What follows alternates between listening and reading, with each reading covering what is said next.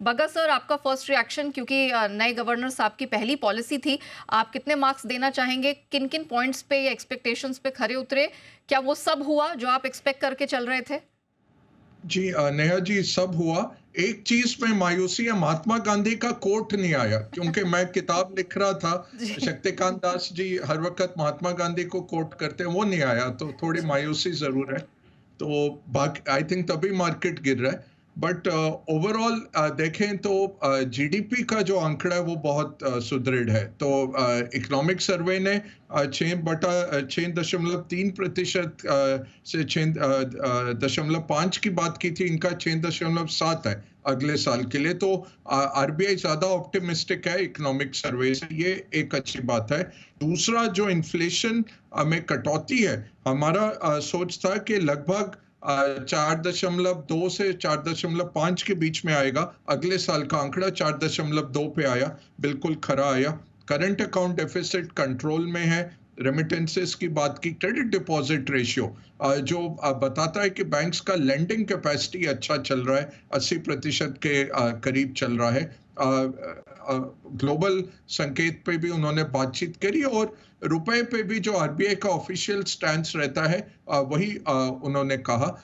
एक जो थोड़ा सा मुझे सरप्राइज था कि पॉलिसी न्यूट्रल रखी गई। क्या होता है जब रेट कट आता है, पहले आप रिस्ट्रिक्टिव रहते हैं पॉलिसी, फिर एक आध बारी न्यूट्रल रख के फिर एकोमोडेटिव की तरफ पहुंच जाते हैं। अब आप रेट कट तो शुरू कर दिए हैं और लिक्विडिटी भी आप डाल रहे हैं मार्केट में, बट पॉलिसी स्टैंस न्यूट्रल रख रहे हैं, ये थोड़ा स्टडी करना पड़ेगा। मार्केट क्यों गिरा? मार्केट एक, क्योंकि पोजीशंस पहले बन गई थी, तो सेल ऑन र्यूमर या buy on rumour sell on fact हो गया।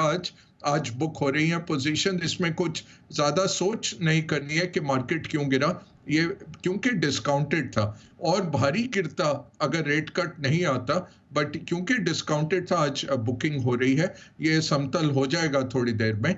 मार्केट के लिए अच्छा है क्या? हाँ, जो भी होलसेल बोरोअर्स हैं, एनबीएफसीज वगैरह, उनकी कीमत इमीडिएटली उनको इम्पैक्ट आता है। और दूसरा है कि बैंक्स का जो एसएलआर होल्डिंग है, उसके लिए उनको ट्रेजरी गेन्स आते हैं। यील्ड्स जरूर नीचे जाने चाहिए। अगेन, काफी हद तक डिस्काउंटेड था मार्केट में, तो आज इतना शार्प मूवमेंट नहीं दिखेगा। तीसरा है कि यहां से आरबीआई चल पड़ा, यूनानिमस था। ऐसा नहीं था कि कोई डिसेंटिंग वॉइस थी। आरबीआई ने शुरुआत कर दी है रेट कट की, और मेरी निजी सोच यही है नेहा जी, और 3 रेट कट आ जाएंगे इस साल के अंदर, जनवरी से दिसंबर के बीच में। तो ये शुरुआती पैंतरा है, यहाँ से 3 और रेट कट आने की मुझे पूरी उम्मीद है। अच्छा बगा सर, मैं आपसे जानना चाहूंगी, हमारे मार्केट्स के लिए ठीक है ये एक पॉलिसी आ गई, लेकिन जो एफआईआईज की बिकवाली है वो एक बड़ा सरदर्द रहा है। बजट के बाद भी हमने देखा है कि कहीं भी उन्होंने हाथ पीछे नहीं खींचे हैं जहां तक सेल्स का सवाल है। एक पॉलिसी हमारे सामने एक बड़ा ट्रिगर थी। अब इस पॉलिसी के बाद क्या लगता है सर, क्योंकि रुपी को अगर ये मार्केट फोर्सेस के लिहाज से कोर्स ऑफ करेक्शन होने देते हैं, क्योंकि हमारा रुपया यहाँ कमजोर नहीं हो रहा है, इंडेक्स डॉलर इंडेक्स यहाँ पर मजबूत हो रहा है, इस पॉलिसी के बाद एफआईआईज का क्या स्टैंस होगा?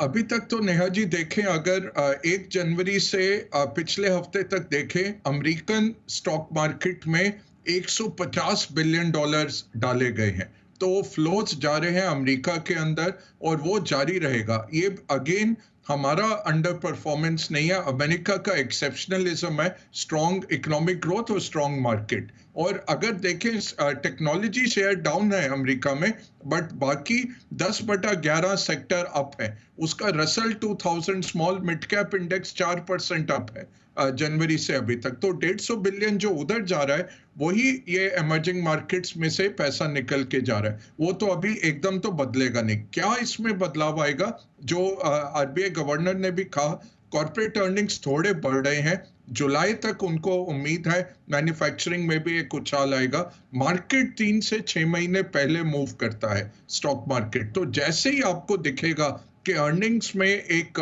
बेटर हमें दिख रहा है अंडरलाइन, तब ये एफआई का रिवर्सल आएगा। नहीं तो तब तक हमें इसके साथ जूझना पड़ेगा। रुपया जो है वो रहेगा। आप चाइनीज युआन को देखिए, जब चाइनीज डेप्रिशिएट करेंगे 2018 की तरह, तब आपको भी रुपया गिराना पड़ेगा, और वो तो होगा ही।